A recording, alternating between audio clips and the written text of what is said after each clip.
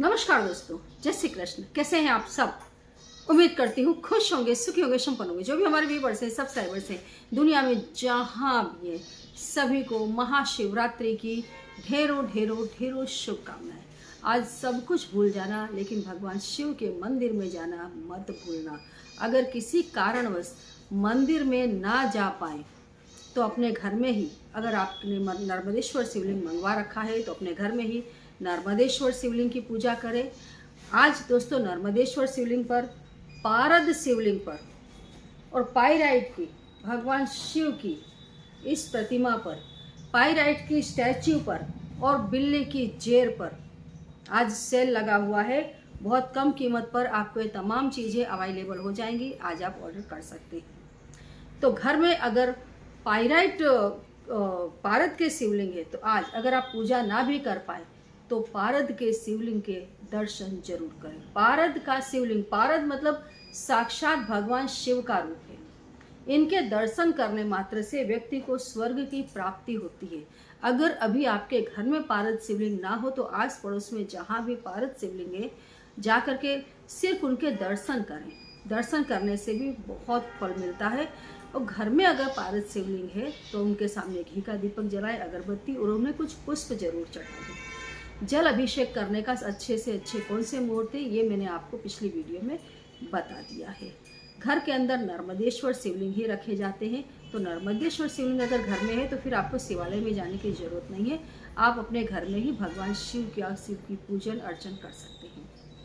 भगवान शिव को बेल पत्र अर्पित करें। आज के दिन भगवान शिव को बेल पत्र पर घी लगा करके अगर आप अर्पित करते हैं तो आपके घर का धन और वैभव बाहर से छलकता है। जैसे मैं बताती थी आपको, आज भी बताती हूँ। जरकन की अंगूठी अगर आप पहनते हैं, जरकन अगर आपने धारण कर रखा है, आपने देखा होगा बड़े बड़े सेलिब्रिटीज़ के हाथों में जरकन होता है, गले में जरकन का पेंडेंट पहन करके रखते हैं। आपके घर का ऐश्वर्य, आप पैसे वाले हैं, ये आपको बोलने की जरूरत नहीं पड़ती। बाहर रास्ते चलते लोग ये देखते हैं कि हाँ इस घर के अंदर ऐश्वर्य है।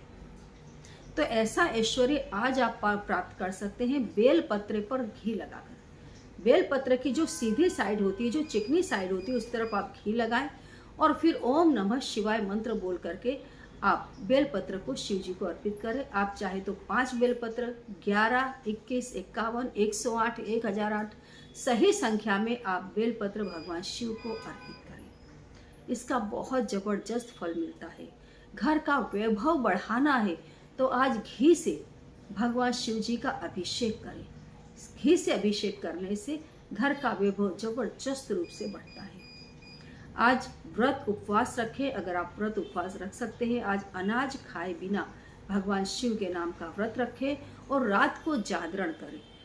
शिवरात्रि की रात जो भी व्यक्ति जाग करके भगवान शिव की 4 प्रहर पूजा कर लेता है वो तमाम पापों से मुक्त हो जाता है। आपने उस शिकारी और हिरणे की कहानी सुनी होगी जिसमें शिकारी गलती से 4 प्रहर शिव की पूजा कर लेता है। 4 प्रहर उसने शिवलिंग के ऊपर बेलपत्र और जल चढ़ा दिया जिससे उसकी मुक्ति हो गई। तो आज अगर रात को आप जागरण करते हैं, शिव जी के भजन कीर्तन करते हैं, शिव पूजा करते हैं तो उससे भी मोक्ष की प्राप्ति होती है। दोस्तों हर बार जब भी कोई वार त्यौहार आता है मैं आपको हमेशा बताती हूँ कि दिन की शुरुआत बहुत अच्छे से करें। तो आज के दिन सुबह उठ करके कोई भी कलेशी व्यक्ति का मुंह ना देखें। जो बहुत दुखी हो ऐसे व्यक्ति का आज सुबह उठ करके मुंह ना देखें। हिंसक जीवों का मुंह सुबह उठ करके आज आप ना देखें। आज सुबह उठ करके आप अपने गुरु जी की शक्ल देखें। आज के दिन सुबह उठ करके आप अपने इष्ट देव का दर्शन करें, अपने माता पिता के दर्शन करें, उनके चरण स्पर्श करें। जो भी आपके लिए पॉजिटिव है, जैसे कोई छोटा बच्चा है, हंसता हुआ छोटा बच्चा, आज सुबह उठ करके कोशिश करें उसके दर्शन करें। आज दूध से भरा हुआ कोई पात्र सुबह उठते के साथ अगर आपके सामने आता है तो समझिए आपके पास बहुत धन आने वाला है। अगर अनायास ही आप सुबह सो करके उठते और आपके सामने से कोई दूध से भरा हुआ पात्र लेकर के निकल जाता है और आपकी नज़र पड़ जाए, समझिए पैसे ही पैसे आने हैं। ये बहुत ही शुभ संकेत होता है। और आज दोस्तों सुबह उठ करके ज़्यादा नहीं तो 2 बार जमीन पर पैर रखने से पहले उधर्व भू फट इस मंत्र को बोले। ये मंत्र रावण ने सिद्ध किया था भगवान शिव का। आप सब जानते हैं कि रावण भगवान शिव का भक्त था। इस मंत्र में बहुत ताकत है। सुबह उठे, जमीन पर पैर बाद में रखें, पहले इस मंत्र को आप 2 बार बोलें, कम से कम 2 बार बोलें।